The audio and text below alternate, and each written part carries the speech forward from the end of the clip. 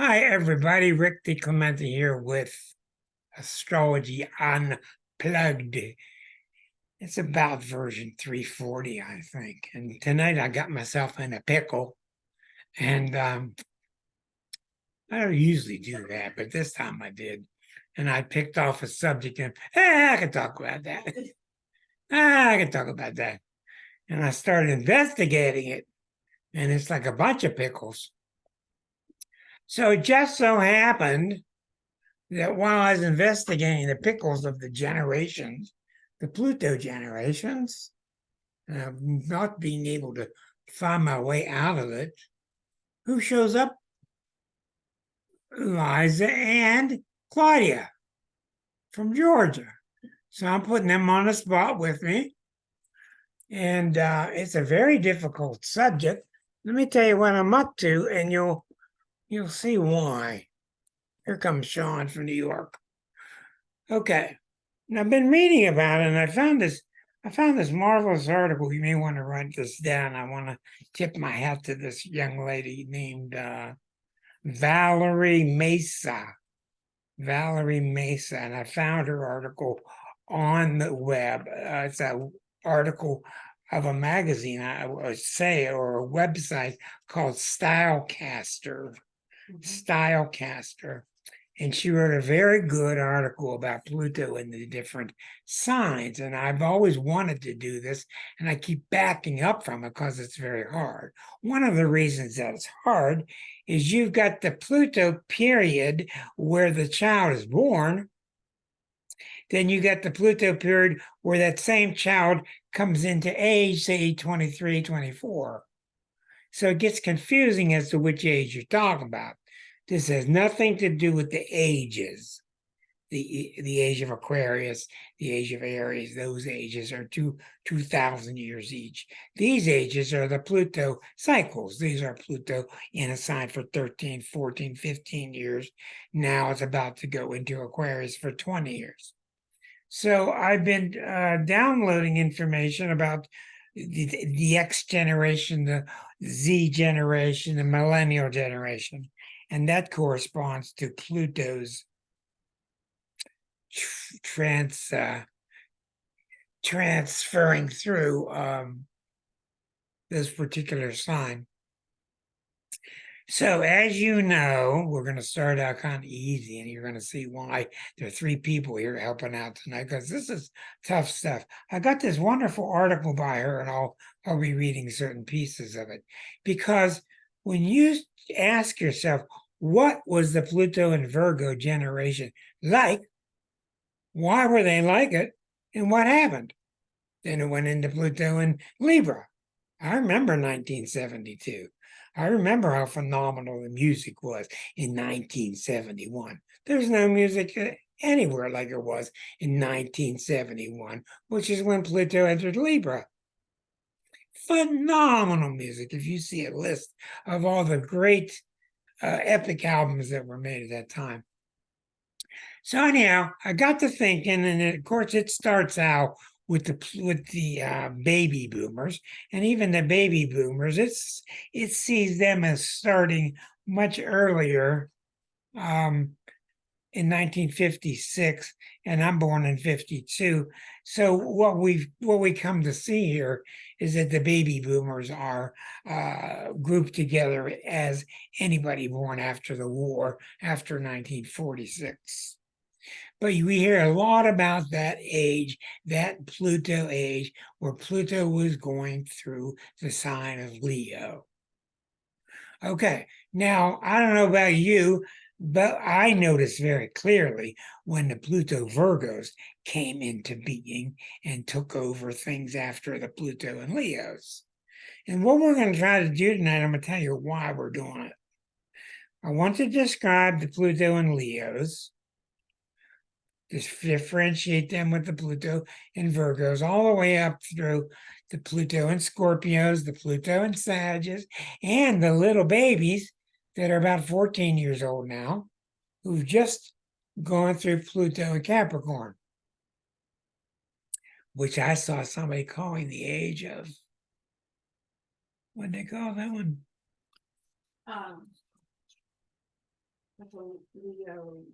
It started with A.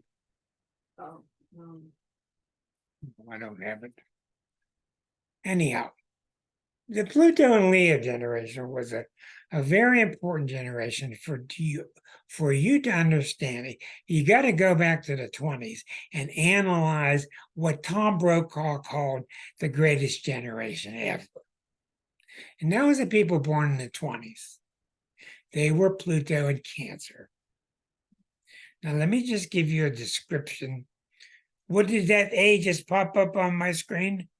That was correct. Whoever wrote that. Avatar. No. Avatar. No, it wasn't Avatar, dear. No, it wasn't the Avatar age. It wasn't Apache. I have to come up with it. Anyhow,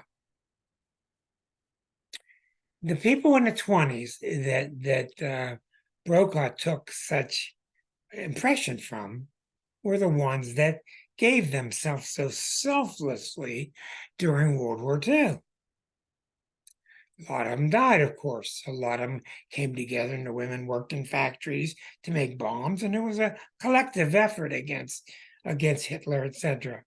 But the Pluto Cancer generation was unusual because they didn't worry so much about what I'm going to do. Dad's a shoemaker, I'll be a shoemaker. It's good enough for me. Dad's a coal miner, I'll be a coal miner. So it was all about Cancer stuff. It was very family oriented. And this is one reason that the Leo generation is coined with that symbol of Mick Jagger's tongue sticking out. That was the Pluto and Leo generation, the Rolling Stones symbol with the red tongue sticking out. That was the Pluto and Leos, like it or not. And what did that mean? I mean, some people really went off the rail and saw that generation as being very obnoxious, and it's really not true. But it was a generation that wanted to express itself, and it wanted its own identity. And anytime you study, and I really encourage you, anytime you study the difference between one sign and the sign next to it, you will learn immensely. The difference between Cancer and Leo is just so huge. So after the war, the Pluto and Leo generation started to come into their own being, and they got a lot of lip service, and they got a lot of backlash about being greedy and selfish, and a lot of people called them the me generation.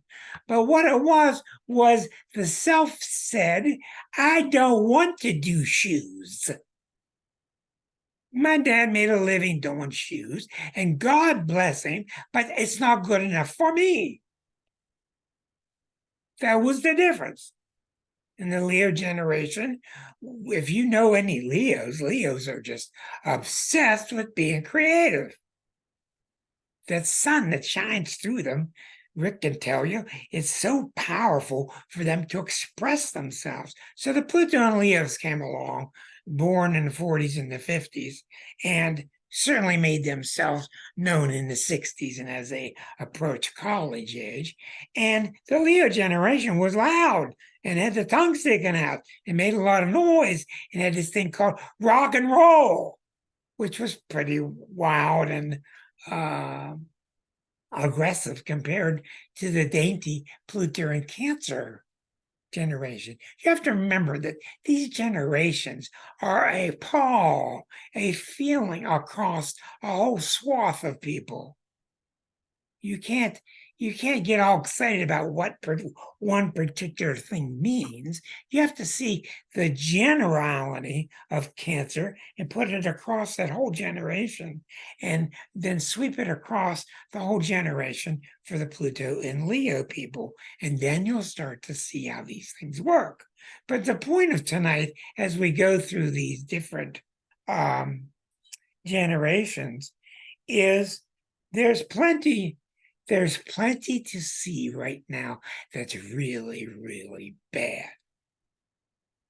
And Liza and I have been writing about this since 2005. There's a lot of mess out there.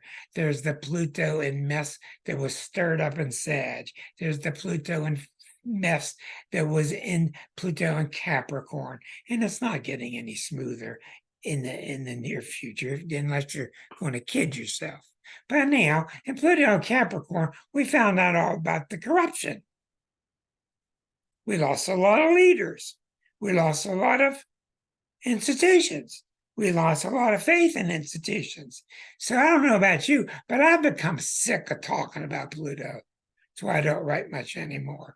I've become sick of unearthing all the things that are wrong. And what I've noticed instead, and I'm not trying to be dreamy-eyed, is I see a lot of good things that are happening as you watch the Pluto go into Aquarius. And it's not because the magic of Aquarius, part of it. And we need Aquarius now more than ever. But what's happening is I want to help point out to you, with the gals' help tonight, I want to help point out to you all the good things that happen to us collectively, and we don't even notice it. And it's just changing. It's changing all the time. The collective is changing. That's symbolized by Pluto going through these signs, by Eris going through these signs, by Neptune going through these signs, the outer planets. So, as you'll see us talking tonight, I hope you'll start to see the light that I'm seeing. I'm seeing a lot of people are saying things are so bad, and one thing we haven't tried yet is working together. The one thing we haven't tried yet is working together. And it's just damn accurate. And it's starting to take over. And yeah, I got to give up my Rolls Royce. I got to give up my highfalutin watch. I got to give up this or give up that. I shall be. Yeah, you do. Because we're not going to get out of this unless we come out of it together. So that's one of the reasons you started to see this at the end into the 70s, is there was a great stress when Pluto moved into Virgo, and you could feel it and you could see it and you could watch it on TV shows where people started looking at the hippies and looking down their nose at them and calling them selfish and calling them bums. And the Pluto and Virgos did what? I watched it happen. I watched the Pluto and Leos having parties. And yeah, there was free sex and there was drugs and all that stuff too. But more importantly, in the Leo generation, there was love. There was people loving each other. And we had this weird thing at that time called hope. And it's since died. Hope died, and Jimmy Page said it died in 73. And I think he's pretty close to being right. But the Virgos came out with what? Get a job, get to work, quit talking about, get that haircut. What do you want to look like that for? Get that haircut, get that job, get clean looking. What do you want to look all shaggy like? Let's get a job. And the next thing you know, you have Michael J. Fox become the spokesperson on television, talking about being a Republican and how much money are you making? So things really swang from being the Pluto and Leo over to the Pluto and Virgo. And I watched a lot of people in the 60s who really had true love in their heart. And they really, and I'm sure Erica saw it too, they really loved each other and they really had hope for each other. And a lot of great things happened then. And a lot of them were phony. They just wanted to get laid, or they wanted to go to a nice party and make a bunch of money. So I've seen it go both ways. And a lot of that second group is responsible for all the flack that was incorrectly put on the first group. So the Pluto and Virgo did a lot of damage because it showed us as the hope wasn't real. It showed us as being phony. And you got to understand how Virgo has tough time with any emotion, so it's natural. And a lot of things that the Virgos came up with was accurate. They're not putting their money where their mouth is. they were criticizing the Pluto and Leos. They're not this airy fairy group that they want you to think. They're just this phony group talking with these words. I'm seeing the screen, but I don't have time to read it. So the Pluto and Virgos came along. They did a lot of good because they helped us sober up, and did a lot of bad because they belittled what we had accomplished. And what you're seeing now, a lot of the great things you're seeing now are directly related to the Pluto and Leo generation and the seeds that we sowed. So the Pluto and Virgo comes along, and like any sign, you're going to get the good from it, you're going to get the bad from it. And that's why it's so important in this evening, and this every Thursday night, a show, to start understanding the archetypal nature of these signs. What does Virgo want? These signs don't come by and want something bad. But what do they want? And why do they want it? And if you've watched me, then you can compare me to any astrologer you want to. I don't care. But I work real hard to try to get you to understand what's the nature of that sign. Why is it being that way? What does it want? How is it thought about? How is it incorrectly thought about? And that was the very heart and center of that book that Liza and I wrote, The Exquisite Zodiac. So we went into Virgo in the 50s, and people did start getting straighter, start getting haircuts, start getting married. The emotional freedom of the 60s just got thrown out the window and picked up by the Pluto and Virgos. So let's move along. And I'm not going to really spend my time reading this whole article because it's really lengthy. And it's really good, and it's elucidating. Then the Pluto and Libras came along in 71, 72 for about 15 years. And what happens in Libra? What happens in Libra? And this is why I animate these signs so much. Libra's about how do we relate to each other? How do we get married? How do we get divorced? What are we like inside that marriage?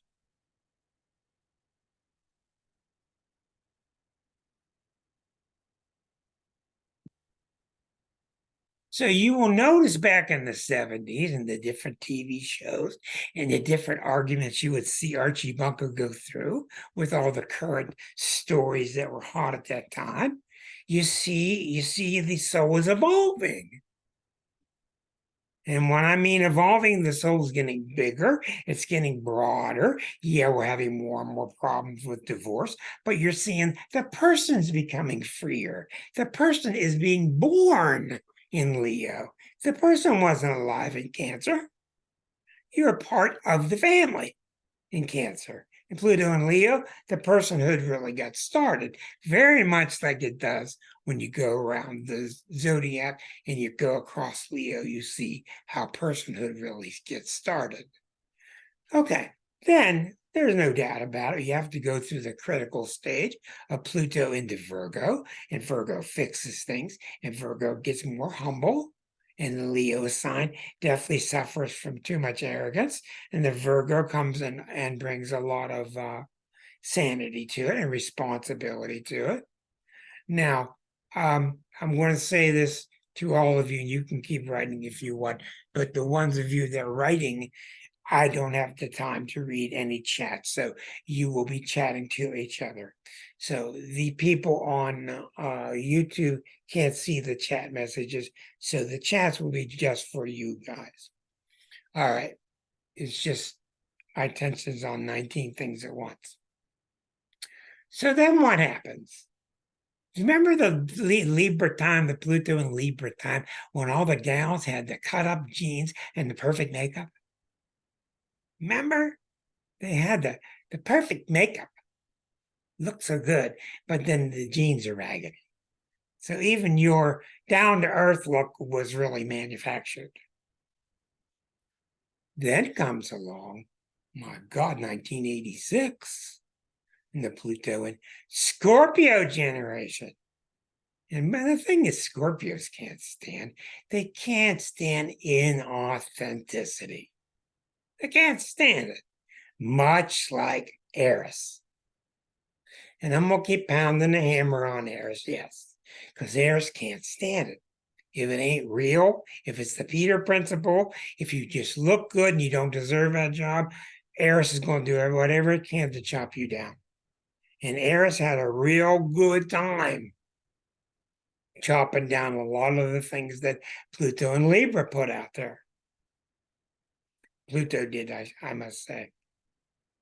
So this is why the people that are around 37 now, people born around 86, 1990, etc., these people with the Pluto and Scorpios became much more intense.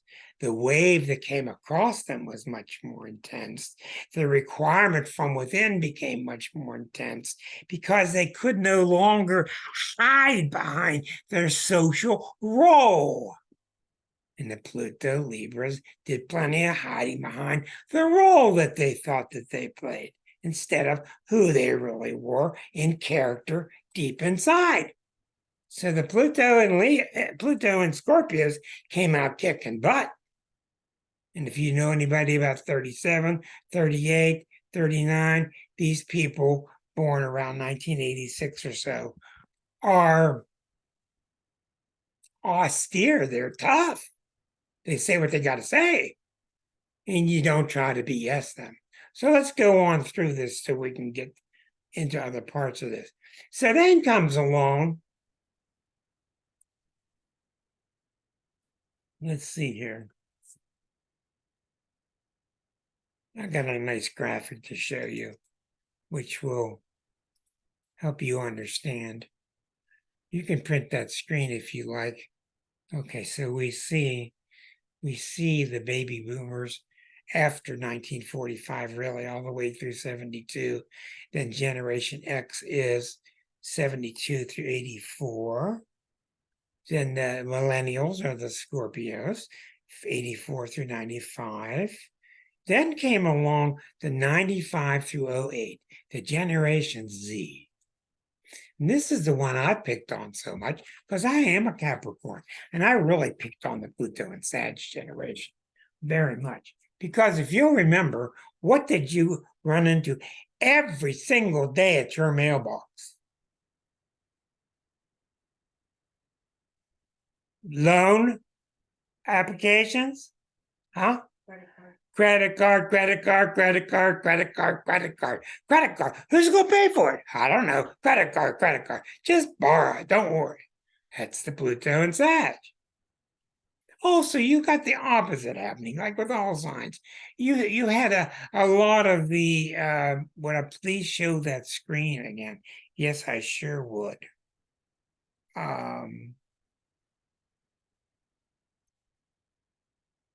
There you go. You might want to do a print screen on your computer and print it out. That might be your best way. So the Pluto and Sag people came along, and they had a lot to do with, will you just loosen up? It's one of the great things that Sagittarius does for us. You know, it's no wonder. I've done city charts and I've written articles for city newspapers. It's no wonder the city of Pittsburgh has 5 planets in Sagittarius. Where else do you go slap somebody on the back and buy him a beer and a shot and say, hey, buddy, how those Steelers doing? Okay? It's a mill type of mentality. It's a buddy type of mentality. It's a blue collar kind of mentality, but it's honest. And they have fun. And if you know anything about Pittsburgh or you ever been through here, the families are very tight here. It's very ethnic. And people have a lot of fun enjoying each other. So the Sag had its good and its bad. And then came January 25th, 2008. Dum dum. Claudia says dum dum. Pluto enter Capricorn. That ugly, awful sign of Capricorn. Friday night, 9:30, January 25th, 2008. Pluto hit Capricorn so hard that the financial crisis already happened in 07 before it even got there. That's how strong that was. When you saw the Enron scandals and you saw the banks crashing, and then by 08, you got, hey, this is real. This is happening.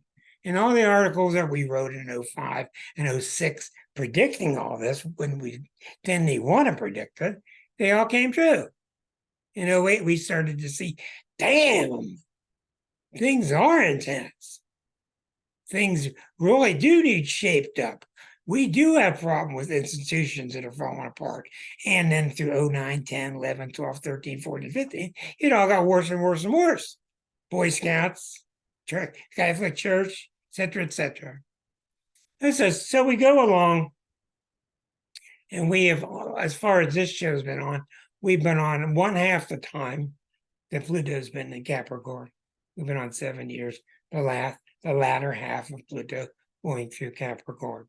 And now we're getting touches of Pluto going into Aquarius, back into Capricorn, and then it'll finally go on its way. Okay. Capricorn was serious for two reasons. One, because we saw all the things that we thought we could depend on and lean on. We found out that we really couldn't lean on them anymore. The banks, the schools, the parents, the institutions are falling apart.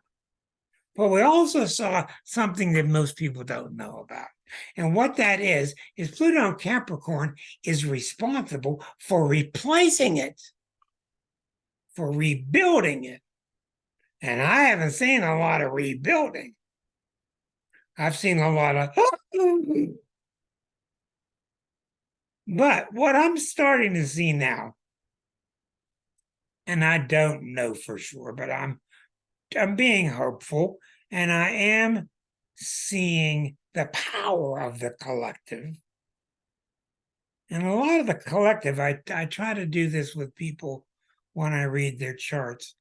There's a part of your chart when it's being read that is happening because the collective says so. No other answer to it. I always tell my beginners 4 things that happen in the reading. You see things in the chart that just make sense.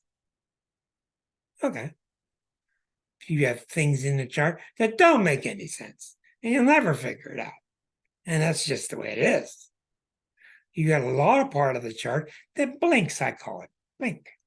What is that Jupiter next to Uranus? Well, it could be this, could be that, could be this, but you kind of got a feel for it, but you're not sure. Then you got parts of the chart that come to you from the collective. It's your duty. It's coming to you from past lives. We don't know why, but it is. And this is where you scratch your head and you see a 2-year-old with leukemia, and you see people die in a car wreck when they're 3, and you sit in there and you're trying to figure out why. We don't know why. I know Rick's very good at this, but very few people I know work at the soul level.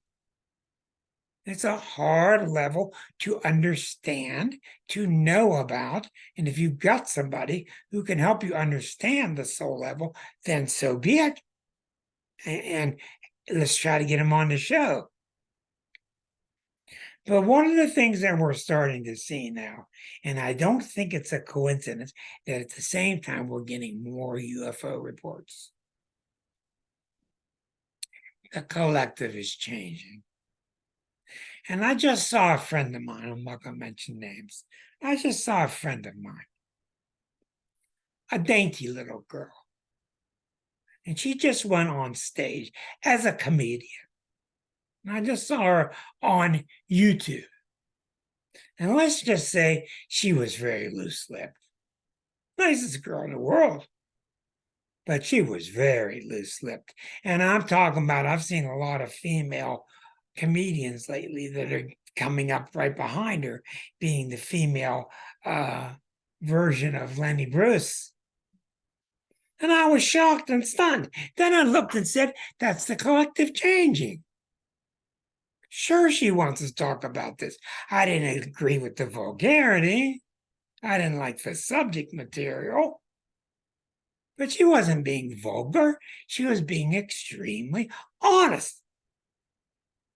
I've been watching men comedians do this for years. Why can't I? And that's happening. It's another part of the collective that's changing. So what we got to look for and what we have to encourage, and who knows how our little tidbit of donations here give to and affect the collective. But the collective is changing. Take a look at this show. Compare it to 2 years ago. Compare it to 3 years ago. People were zip-lipped. People didn't talk. I did, of course. Didn't talk 3 years ago, 2 years ago. Watch the last 3 months. Everybody's feeling freer. The collective is changing. And that's what I got to say. And I think I've given you my point. We're going to keep getting surprised as Pluto goes through these signs. I'm going to keep reporting to you what I think is happening astrologically. But what's behind this? And I feel pretty certain about this. What's behind all this is Jesus 101.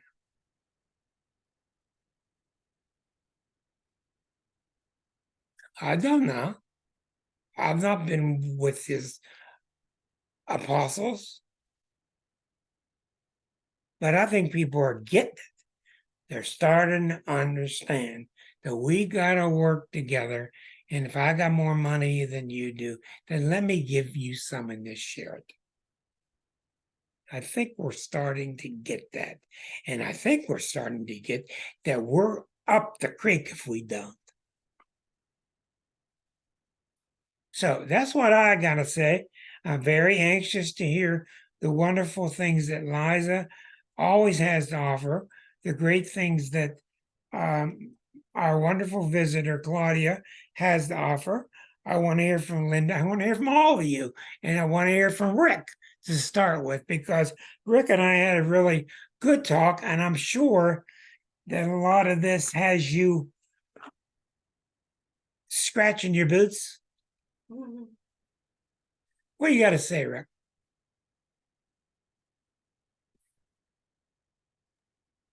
I think Pluto being generational is fascinating because it really impacts 2 generations in one. The adults who are present, who are aware when it comes into effect, and then the children that are born under it. Right. And I'm thinking, what's this say about the Capricorn children, Pluto and Capricorn children, and what they're going to be doing when they see all the scrambling and the floundering that has gone on? You know, they're going to be a mobile force to be reckoned with. The girl I just explained to you on stage has 7 planets in Capricorn. Yeah.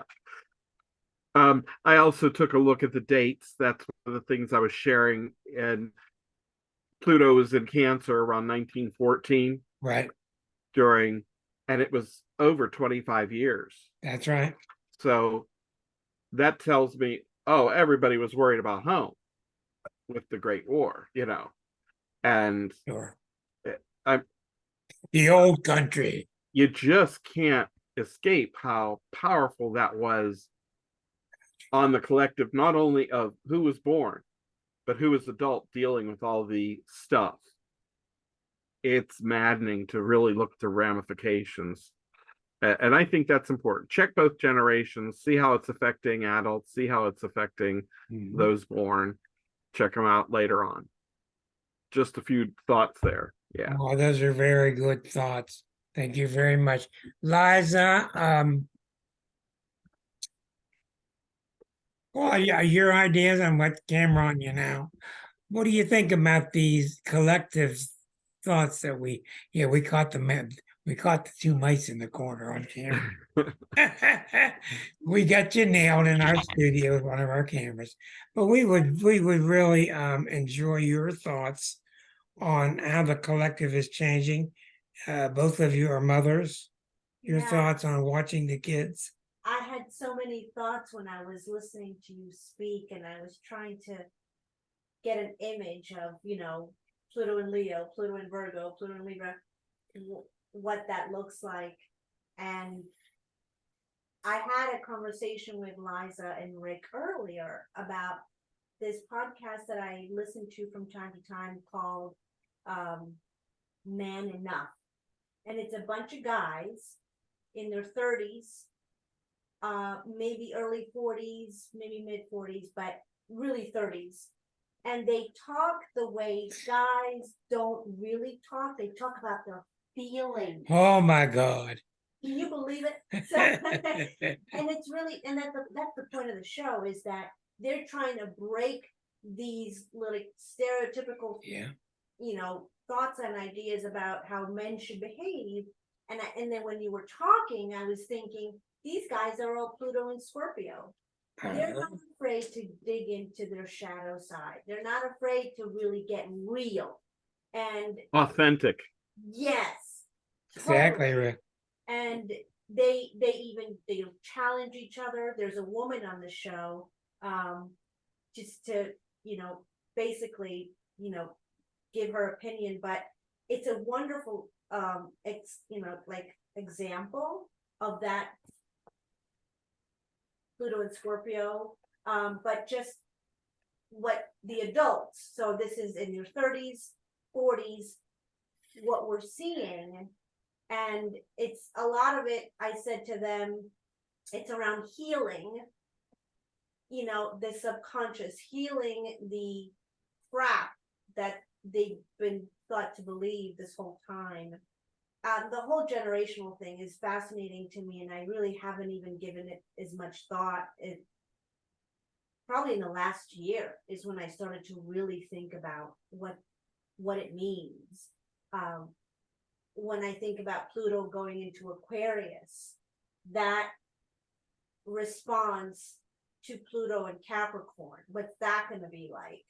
It's kind of like the signs, it's like, sometimes the response of the following sign, it's in response to the sign before it. Yeah. It will be very, very different than Capricorn, for good and for not.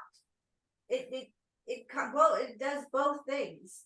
Anyway, it's a really interesting topic. I had many other thoughts and I can't remember them right now. They'll come out. Yeah, they'll come out. Miss Liza. Well, I've been thinking a lot about things that are going on in society and socially around issues of gender and sexual orientation and all of that, as Pluto is going into Aquarius. And I mean, it's kind of started a little bit earlier than that, but I just think that that's a whole area of liberation that is taking place around sex and sexuality, and it will continue as Pluto goes on into Aquarius, and how hopefully that's a very liberating thing for all of us. And look at the women now that I want to be treated better. No, you can't do this anymore. Mm-hmm. No, you can't do this anymore, Mr. President. That's a big deal. Yeah, that's for sure. All of those, It's a all of big those deal. lawsuits against Trump and other women. But the collective takes a blow from that. Yeah, so I was watching that a lot in relation to Pluto on the cusp of Aquarius. Yeah. So Thank God it's coming there. and then I just think that again with Pluto, am I going too far ahead in talking about Pluto? You just do what you like, Mr. Aquarius. Yeah. Well, I think last night when both Ricks were talking, there was a lot of political talk, which I hope you kind of touch on. Israeli-Palestinian. Yeah, that was a conflict big one. that they were talking about, but tangential to that was the whole idea of community, which is very Aquarian, and I think there are a lot of grassroots efforts popping up all over the country, and all over, and people standing up for their rights. I mean, the whole Palestinian Israeli thing is terrible, but the fact that the Palestinians couldn't take it anymore, and That's exactly, and can't take it anymore is what planet? What planet is it? What planet? Eris. Eris. You're darn right. so We're not taking it anymore, is Eris. Go ahead. Eris in conjunction with Pluto on the verge of Aquarius, I think is huge. And I'm wondering what that's gonna mean for people standing up, people who've been downtrodden, finally getting it together and standing up for their rights. And I see a lot of more action in this country in terms of people getting together as communities again to solve problems that are related to, pollution and, employment and, taking care of children and all these other kind of things, which I think that's the level of change that we need and that we're going to be working more toward with Pluto and Aquarius. It's not going to be top down multi-billionaires at the top telling us what to do. We have to find ways to take that power back. And the thing that struck me yesterday, it surprised me. Rick and I were talking in depth about Israel's chart, which is such a mess. It's so arrogant, so unchanging. Nobody can ever touch us. And we're going to do to the world what the world did to us. But what I saw finally, it really shocked me, is it ain't going to go far. It ain't going far. The Israelis are going to be stopped. And I'm not saying this is pro-Palestinian. I'm just saying the mindsets of one group versus another is coming to its end. And we can all draw a line through Israel and share the territory, the Holy Land. We can, but I saw that when we got to Lilith and the other placements in the planets, this is going to blow up. It's going to blow up sky high, which means the old mentalities are not going to be able to be carried forth. What do you think, Mr. Sigmund? I know you have a lot of friends in Israel, etc. What are your thoughts on the whole situation? Well, I agree, Rick. I think that that people are expressing long overdue emotions, given their circumstances, and people just want to be treated, as humans. People want to be able to assemble. People want to express themselves. The reason people are driven to violence and to do harm is because That's right. they're not getting heard. That's what Eris is about. No more. That's it. And that's really a marvelous part of her. And she's moving real slowly. She ain't going to give up her position for another 20 years.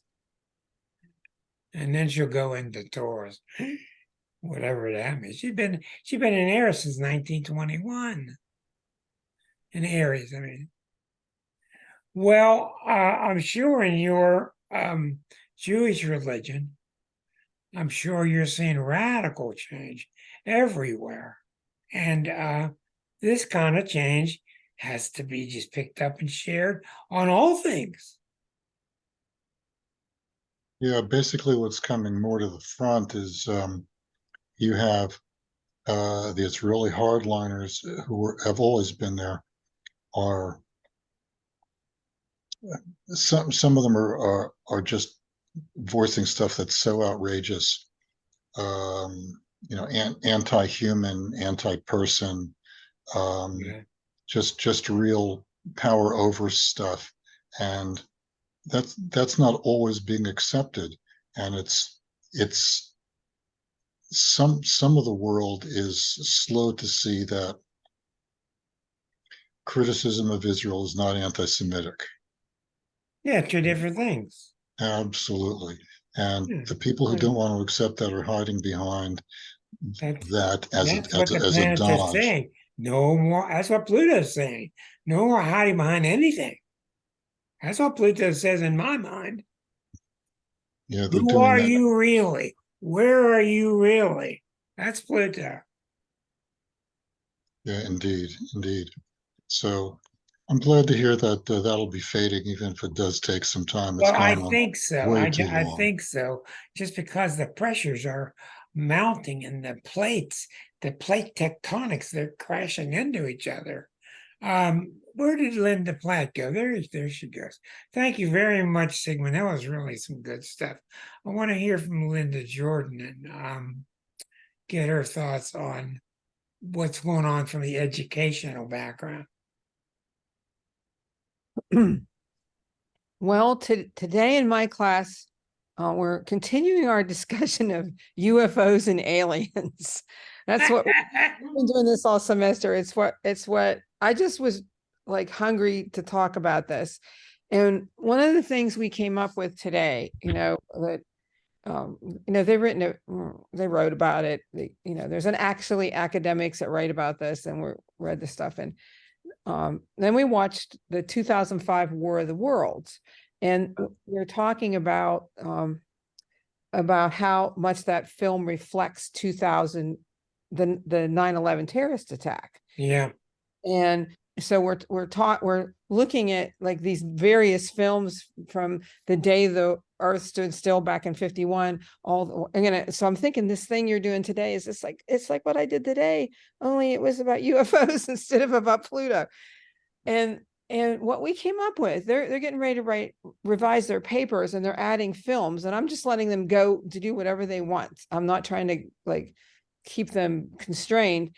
And what they're thinking about is how the notion of alienness that that we pick up, we think about that as being extraterrestrials or space aliens, but they were talking today about films like Blade Runner, about replicants and other kind of humanoid forms that are futuristic, where where they were denied rights and that kind of thing.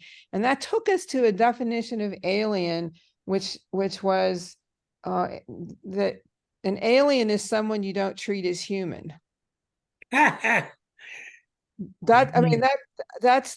what we thought about. And when you guys were talking about the Israeli-Palestine thing, I'm neither Palestinian nor Jewish nor Israeli, but those are mirror images, because both of the people, the Palestinian people and the Israeli people, are not well served by their political leaders, and their political leaders are in this stasis that allows them to stay in power and keep everybody underneath them. They're talk about the Palestinians and human shields. All these people are human shields for the people in power.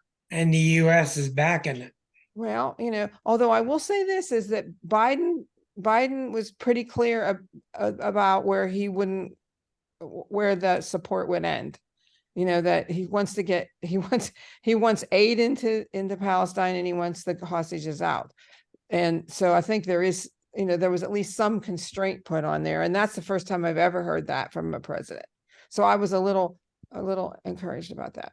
But I think part of it is just, people starting to think about why, why we think of other people as not like us or not as good as us. Not on the right team. Yeah, not on the right team, Not on the right team. and Not it's- in my tribe. Well, and the other thing I'm going to say is I think that I love Pluto and Capricorn, because we have this just this week witnessed exactly the Republican Party turning over what might not be the last card, but close to the last card. This is what they are. They're everything. They're anti-democracy. They're anti-rights. They're anti-everything. And I think for a very long time, ordinary people were sort of able to think about them as like grandpa's Republican Party. And I think we're at the point where that's pretty clear that isn't true. And that bodes well for, maybe people wisen up. There's a lot of power on the other side of that, and it's very worrisome. But Yeah, I think those are very good points. Very good points. Sigmund that's what I'm has, thinking about. But just, anytime you want to come down and talk about aliens, 8 a.m. Tuesday, Thursday. well, we might just have you That's what we're on here. doing. How about you come on a show with an alien and we'll do that show. I actually have, I have my Grogu Mandalorian Baby Yoda doll, but I also got a water bottle that's got an alien face on it. God. We So I gotta take put it some, into class. we gotta put some sponsors on this show. It's pretty fun. It's pretty fun. Sigmund has his thank you, Linda. Sigmund has his hand raised. Yeah, in response to something Linda just said, reminds me of something that Malcolm X said. He said, everybody needs a scapegoat. Right. What I saw was you need three things to live. Something to eat, something to drink, and somebody to blame. I think that's pretty cool. Come on, Erica, we got to get you involved before the last 4 minutes of the show. Come on, Erica. What do you want to talk about? I want your opinion of what you're hearing. I'm hearing so many years heard about it's called Nick. Do you have your earbuds in? Try that again. No, it's breaking out. There's nothing there. I'm sorry, honey. Try in a few minutes if there's nothing coming from you. Go ahead, whoever is next. Sean? Chuck? Anybody? Just quick. I'll go. Okay. I'll go. Eric is back. All right, I'm ready when you Well, I are. just heard about this Okay. book that really, I thought I knew a lot of things, but one of my clients told me to read The Ethnic Cleansing of Palestine by Ilan Pappé, where Yeah. he says that they went in, they said that it was a desert when they went in, and they ripped out like 15,000 fruit trees, and they just devastated the land Oh, of the Palestinians and killed so many people in that, and he was an American living in Israel. And then when he came to the United States to speak, the JDL called in a bomb threat and he wasn't able to be heard. So, I like to read all sides and I like to find out all the information. I do know, I have Palestinian friends, I have Israeli friends. I know the whole history of how we turned away ships full of people, that wanted to come to the United States. Europe didn't want to take Jewish people in when they were asking for help. United States didn't want to. They thought they were going to be Nazi spies in there. If they had been absorbed other places, they might not have needed a homeland. This goes so far back. It's hard to say who came first, the chicken or the egg, but obviously terrorist organizations are no good, but I get really upset when people call my government a terrorist organization. But, we've done bad things. CIA has done bad things. FBI has done bad things, but I think we've cleaned up our act. And, power corrupts. It depends on who's in charge. We've got an awful lot of power. And 3,000 children are dead now in Palestine out of 6,000 people. And that's probably up to the age of 17, I guess you figure the child is. So it's a horror show. all of it tragedy, actual Yeah. tragedy. So we just have to pray that cool heads persist, and God, the United States is involved, trying to keep everybody from, conflagration, but it's a nightmare, as we all know. It is. I think that generation of Pluto and Scorpio kids that are adults now, and then the Sagittarians, they were coming from a place of authenticity and opening minds to the other and to what it is to embrace foreign cultures, foreign people, foreign ideas as they get older. And they will be in Israel challenging the old guard. They have been. They've been out in the Yes. streets challenging Netanyahu, and this was a real, boon for him, because all of a sudden, instead of, protesting him and Putin, they're protesting Hamas. Mm-hmm. Mm-hmm. So, and I know a lot of Israelis that have tried to, have Palestinian children and Jewish children play and made gardens, and they've tried, but there's Zionists that don't like it. And then some of the extreme Orthodox people can be a real pain in the butt. They don't want to work. They want to be supported and study the Talmud and tell everybody what to do. So, they have their right wingers over there, like we have our extreme right wingers over here. It's all over the world. It's just put a different religion and face on. It's all the same thing. It's a lot. We're going through a shift. Charles, you had wanted to say something earlier, didn't you? Yeah, I was just going to comment. I've got quite a few Jewish friends, and a number of them who have family members that are in Israel. And I'm just going to draw a parallel real briefly between what I hear from them, which is different than what's on the media and what's on the news, and what I hear from and what I'm seeing in business. Mm-hmm. And what I'm seeing in business, and I think there might be a parallel. So what I'm seeing in business is this, I think Brene Brown does it well as a writer and a researcher, where she talks about trust and its importance in relationships, and ultimately in how things get connected and how things play out. And I'll use that as kind of the anchor to say that there seems to be a tension that's evolving around conflicting things that or two different principles. One, performance, and the other, values and culture. And values and those two things are kind of coming together at the top in business in a significant way, and I think in society in a significant way. So it kind of boils down to people are trying to reconcile, okay, well, which gets the priority whenever you got two things that are important? Performance, and I use performance broadly to say, financial performance if it's in business, or achievement of goals if it's in personal life or in business life, or is it values and culture being the behavioral norms that exist when organizations and how they get there, and how they realize their mission, their purpose, their reason for being.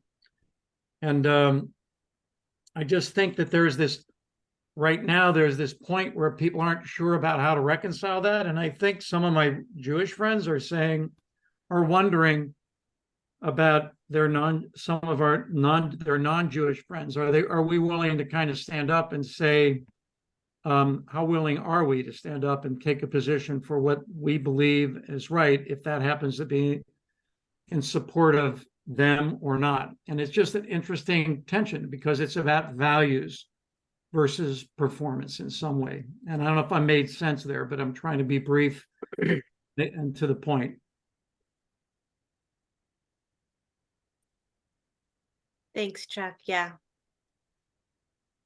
I think a lot of that has to do with what I heard was it goes from one end of the spectrum to the other at certain times, and then you prioritize certain things when things go wrong, when things are like, oh shoot, we've got an issue here.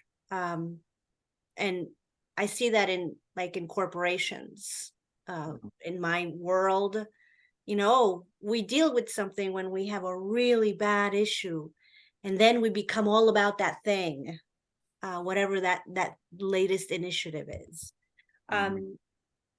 Thank you for sharing that. Sean, I see you wanting to say something. No, I'm just listening.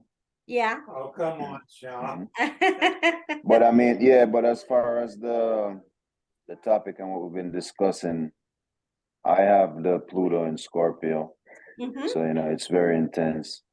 And as far as Pluto going in Aquarius, I mean, to me, if you're judging by the outside looking in, and it seems like it's going to be something crazy going on, but it seems like, because when I deal with Aquariuses, they like to respect everybody's mind, you know, like they Yeah. let everybody be themselves, you know, in a certain way. Yes. So it's kind of like with Pluto going in there, you know, you get where I'm headed with it. That's Yeah. all. That's how I'm seeing it. You know, I'm hoping that that's what happens. Yeah. Oh, it is badly needed. Mhm. Badly. You know, somebody said something the other day somewhere, I don't remember where, but they said, if we think that things are going to change, number one, we've got to take it in our own hands, the way Liza was saying. But number two, it has to get that bad. It has to get really bad. Because we human beings tend to not really respond unless the stuff has hit the fan really badly, and it's happening. And I see people now, you know, overall, you know, as a whole, that are going, oh, things are really messed up. Oh, we do have to change. Oh, we do have to take things on our own. Whereas before, it wasn't really as much like, I didn't hear that. I guess in the mainstream, maybe is that maybe that's how I want to say it. So it does, I've always thought, like when I talk to people and when I try to coach them, well, you got to get sick of your own shit, and it has to get this bad. Were you going to make a change before that? No, you weren't. I've heard it said, and I can't remember who it was, but it's somebody who's a pretty respectable character who does a lot of research on change, right? And he says things don't change until the pain of not changing exceeds the pain of change, and then it occurs. Yeah. I mean, and That's that rock bottom that addicts need to hit. that, Yeah. yeah, I mean, it may be true there, but it's also true of society and a whole variety of different kind of factors, right? It's because of people like our consciousness is driven towards, you know, towards certainty and control. Mhm. And so we hang on to the things that we kind of want to see play out in the world, which is what we're comfortable with. But the reality is that sometimes it takes a little bit of courage to kind of be able to really stand for what you believe in and communicate and act it outwardly. And it goes against that tide. And I think we're at one of those points. We're at one of those pivot points right now. Like the person that doesn't really ever go to the doctor until something goes really wrong, and then they find out about something, and maybe there's a chance now that they can actually help themselves, but you had to go to the doctor and it had to get that bad. Diane had something to share. Yeah. Really, I'm just echoing what some of you have said. You know, as a therapist, a psychotherapist, I, you know, have come to see this so clearly that people really, the way I think of it is they have to expand. They have to become bigger in some way to overcome the pain or whatever, to change. You know, it's more of a transformation. And it's really hard work. It usually involves looking at very painful things, you know, shadow work, whatever, and that they just wouldn't do that work unless they were suffering. And then they just want the suffering to end. And so they're willing to do the hard work because it's hard work. It takes looking at hard stuff. So I You're think actually talking about the function of Jupiter to go ahead and make our outlook expand is all about Jupiter. Okay. And I've seen a video on YouTube before that said something contrasting our psychotic break or spiritual awakening. Yes. Yeah. Yes.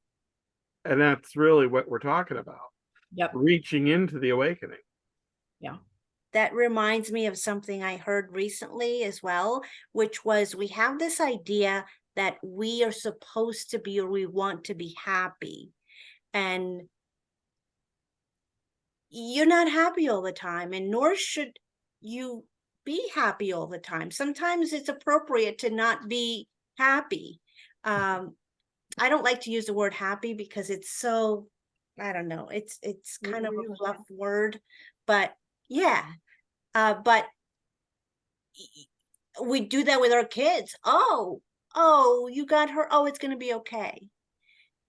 Well, sometimes you just got to go, that happens sometimes. You just get hurt. And then, but how are you going to deal with that hurt? Are you going to be mad about it? Are you going to whine about it all day? Are you going to talk about it in 3 months? And like Diane said, sometimes people, they just hold on to it and they hold on to it and they don't expand enough to go, oh, maybe this is an opportunity here. And what I see is people resist the pain, the suffering. They try to push it away. Oh, yes. Change it. And really there is something to be said for sitting in the pain, letting it be, allowing it. And then you'll get clarity. It's a doorway, a gate. Yes, absolutely. I always look at those pain points in a chart. Where has somebody experienced trauma? Yeah. Behind it, their values. Yeah. Yeah. And go ahead. in terms of happiness, something that's just really come to work for me, and I think I sometimes bring it into my work too, is if I'm content, if I'm feeling good, then I assume I'm on track. But when I start to get uncomfortable in some way, that's my sign that I need to course correct. Mm-hmm. And I look and see, like what's there. Which, I was thinking about this when we were talking about, everyone has to have someone to blame. I'm hoping that we're coming into a time where there's more personal accountability. Stop pointing the finger. Oh God, yes. Yes. I'm pretty patient, but that irks me a lot because I find that is, it's very poisonous to not, because you also put the other person or situation in the power seat. And so you become a victim. Yeah. And it's disempowering to the self. Yeah. Because we have to take the reins of our own healing. Mm-hmm. It's being shared in a framework these days. You're not responsible for the trauma that happened to you. You're responsible for the healing. Yeah. And I tell people, the same as you have a problem with your car, you're scheduled to get it fixed. You choose a mechanic, you take it, you pay, you fix your car. We are also equally responsible for our own healing. We work in compliance with a doctor who creates a care plan, and we do that healing. We have to remember that we are the agents of change in our own lives. Linda had some thoughts to share. Mm-hmm. Well, okay.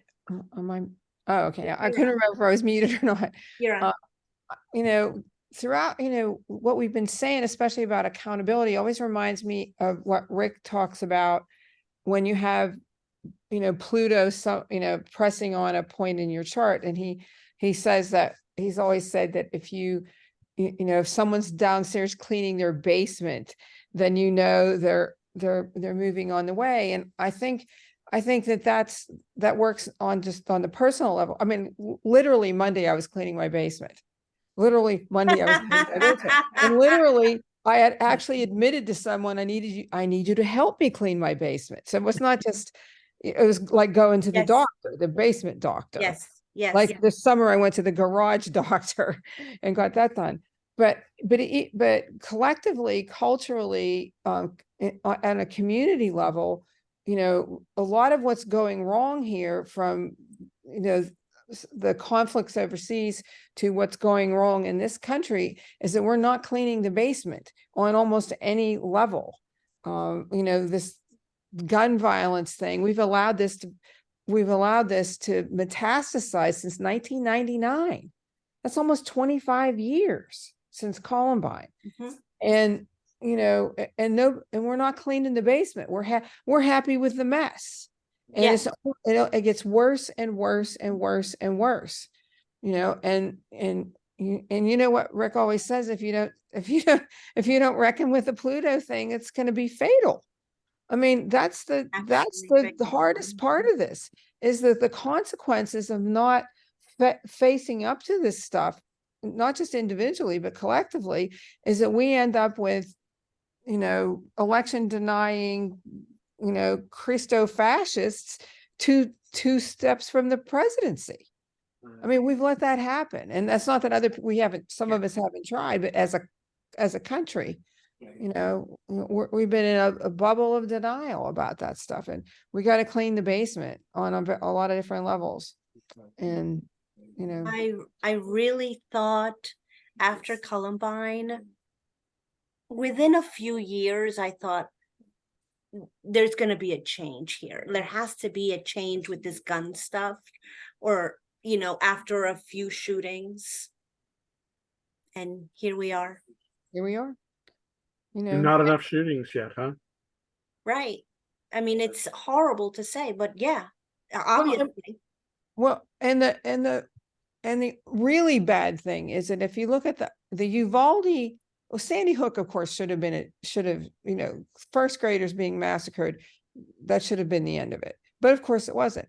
And Uvalde was the moment where you found out that 60 or however many police officers standing in the school, letting the kids be slaughtered because they're afraid of the gun. They're afraid of the gun. They will not, they're SWAT. They've got all that gear on. They wouldn't go in because they're afraid of the gun. And is anybody talking about that? Are we cleaning up that basement? Are we looking at what happened there? That would be a giant no. No. I think They it was are good about Uvalde. Uvalde. They're making a lot of changes in Uvalde. They're really getting political there. Well, They I also mean, pinpointed that the shooter was aged out of getting necessary services. I mean, That's important to get the mental health care in this country to wake up. oh, absolutely. And it's great if Sandy Hook gets wise, and they have strict laws in Connecticut, and Uvalde's getting wise, but that doesn't help us in the country to not face the fact that that event, the meaning of that event is the gun. It was the gun. You know, grown men with similar weapons were afraid to go in there. You know, and the mental health piece, obviously a part of it, because, you know, that's obvious. The mental health Right. situation in this country is terrible. But Americans think you can't be an American unless you're like a cowboy and you have a gun. It's so deeply rooted. We've got to transform that, because it was such a lie to begin with. Mm-hmm. The whole thing started as a lie, you know, and they don't want to face that. They don't want to teach history. They want to cover up. They still want to cover up. But like Distract. Rick said, the root, the little, you know, tendrils, the seeds are down below and they're coming up whether they like it or not. It's just a matter of time that the truth will come out and things are going to change. Teresa, did you want to say anything? I see you nodding. Well, I'll keep it short. All you need is love, Bum, ba-dum, ba-dum. All you need is love. Bum, ba-dum, ba-dum. Start a band. How's that? Rick can play guitar for us. We haven't heard from Naomi.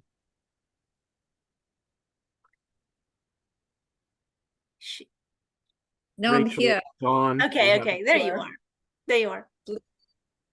We don't have a gun problem in Australia because you're not allowed to have a gun. It's really strict licensing. Mhm. So it's terrifying to watch what happens in America. I think you had another shooting today in Maine. There was Yeah. another. Yeah, it's just, yeah. How do you get something like that under control? Unless, it's a complete ban, or like, I think you guys have been struggling with it for so long. Yeah, It's quite terrifying. too long, way too long. With the Palestine thing, I just want to add a comment that in Australia, when there's been problems between Israel and Palestine, we don't really hear much about Palestine. It's just kind of very maybe supporting the Israelis because of what happened with the war and etc. But this time it's the opposite. We've had huge protest for the civil rights of the Palestinians, and to a point where our Prime Minister has actually banned any protesting regarding the issue because it's becoming very volatile. So Wow. it's good to see that it's Yeah. actually a conversation that everyone is having. We're all talking about how repressed the Palestinians have been, like pushed onto that tiny piece of land, and it's at breaking point. So it's good to hear a lot of people are talking about it. Maybe now a solution can happen, and some fairness can be given to the Palestinians. And nothing against Israelis or Jews. It's just a matter of being fair, and people living with water and schools and hospitals and not under armed guard and etc. Human I rights. found myself wondering whether some of these Hamas people might be like borderline personality disorder, or like, I don't know, like what do you have to be mentally to go around beheading babies? You've got to be a sick MF, Yeah. What the hell? In Australia, we've become, because of COVID and a lot of things that have happened over in the world in the last couple of years, we've become very, we don't believe the media. We don't believe what a lot of mainstream media, we're very outspoken about it, shoved down our neck, and we go, okay, we see that video, but is it true? Because it is true, unfortunately. Well, that is unfortunate with that circumstances, but we've become very cynical of any mainstream media. We just don't tend to believe it. We're just But where is your soul to do such a thing? I don't care how oppressed you've been, but babies, No, terrible. it's like these people they're like demons inside because they're so messed up from all this anger and hatred. I don't know whether they have disorders, but I don't think just a regular mainstream person could be pushed into doing something like that. That's like too much. It's completely, we wouldn't understand anything. Like we wouldn't understand that. It's just, and that's a good thing, because that's just absolutely, that's horrifying. It's called hating yourself. Yeah. Hating yourself? Just hate. Yeah. They just like there is no way. That gotta be what it is, like you just don't like life, you just really have a lot of hate inside of you. And if you love yourself, how you gonna do that? So of course it's hating yourself. It's not even lack of knowledge. You just have too much hate. You don't like your life. Come on, you're gonna get caught. This, that. You don't like it. Just hate. You can't change these people. And as far as the country, it doesn't seem as if it's gonna be like where Naomi's from, Australia anytime soon. It's almost like it's just a part of the system, you know. You might hear more states free up the gun laws, actually, you know. We haven't heard from John I or don't know where this Renate. is going. I'm starting to lose faith in like, you know, just how mankind is going, you know, mankind in general, you know, according to how I'm seeing it, you know, and what my experience is. I'm not really impressed with what's really going on inside of them, based off how they day-to-day activities and interactions, you know. So comparing those small interactions to the large scale stuff, these people are just something else, you know. We're not what we think we are, you know. No, As you say, it must be no. demons. No, Yeah. we're not. Yeah. We need to hear from Renate and John. Thank you, Sean. Come on, Renate. We want to hear your wisdom. I don't know. I don't have much to say because I'm not into politics at all for long. The only thing I know is as long as we are not willing to face our own demons and go into our own basements and look at our skeletons, nothing will change. That's right. And so that's the only thing I know, and I go with Teresa. Only love, you know. Love is the only thing that's healing, and looking at our own demons. And that hurts, really, because I'm up to doing that. They are getting into my face at the moment. I say, ooh, I absolutely don't like to see that. But it's the only way of healing. That's my yeah, whatever. My English always gets off. You're doing pretty darn good. John, go ahead. Okay, because of this program and what I understand about my chart, it's really no mystery that I became a defense lawyer, that I was a philosopher and a lot of other things. But really happened in my life that is significant is that I, at one point had a vision of God, and that broke all the rules. And I agree with Teresa. I mean, what I experienced was total, absolute love.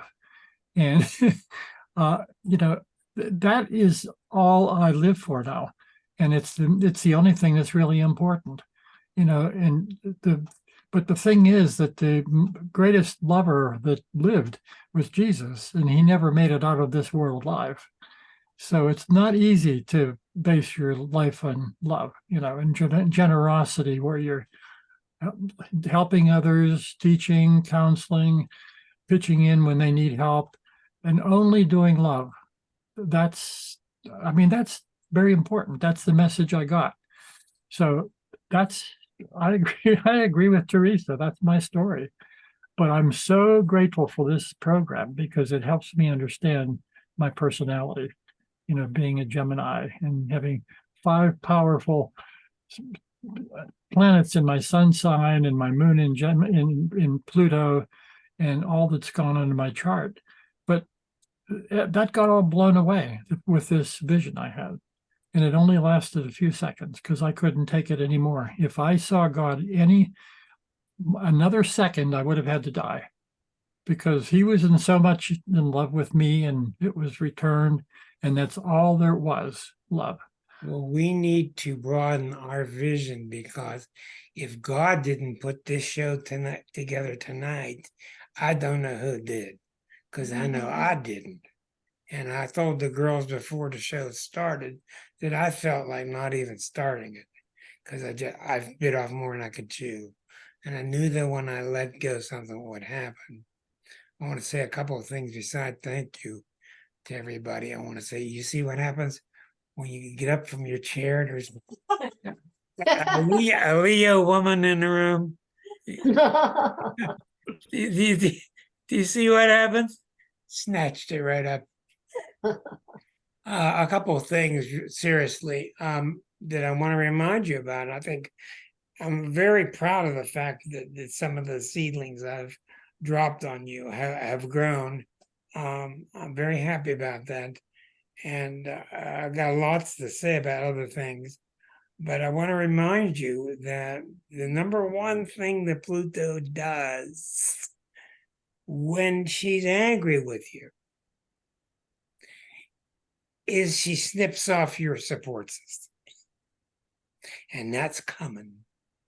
That's your Social Security, that's your house, whatever it is, she's going to scare the shit out of you. That's what she does, and she has to. Now, we've got a lot of reasons tonight that we came up with that are awful good. There are a lot of good things happening. And one of the main things that I saw tonight, besides deep appreciation for this group, is I'm not going to stop. I'm not going to shut my mouth. I've had enough. Now, maybe we need cooler heads in my seat. I don't know, but I have had it. I've had it. I don't want to hear any more talk like the talk that upset Erica so much about what's happening to babies. And we have got to just start standing up to everybody around us that we know are wrong and saying, no, we're not going to do this. We're not going to listen to this crap. And this shows a really good example of what people could do from the grassroots. We did all this from just sitting around talking astrology charts in the past several years. We did it all ourselves. And that's a marvelous thing. And we can't forget it. And I love you all. I'm really, really proud of just being able to sit with Liza and watch the show run itself for the first time. It's just a wonderful thing to see. So thank you all. It's exactly 9:30, and I love you once again. Thank you, I'll Rick. see you next week, and we'll pick up some other subject. But Great. I want to remind everybody, God's not just in the visions of John the Baptist lawyer. God's not just in John's vision. He's everywhere. He's everywhere. She's everywhere. Look what she did tonight. Look what she did tonight. Good night. Good night. Thanks, Rick. Good night, everybody. Take All care. you need is love. Bum, ba-dum, ba-dum. All you need And is Teresa, love. she'll be here Bum, next week ba-dum, with ba-dum. another song. All you need is Oh, Love. God.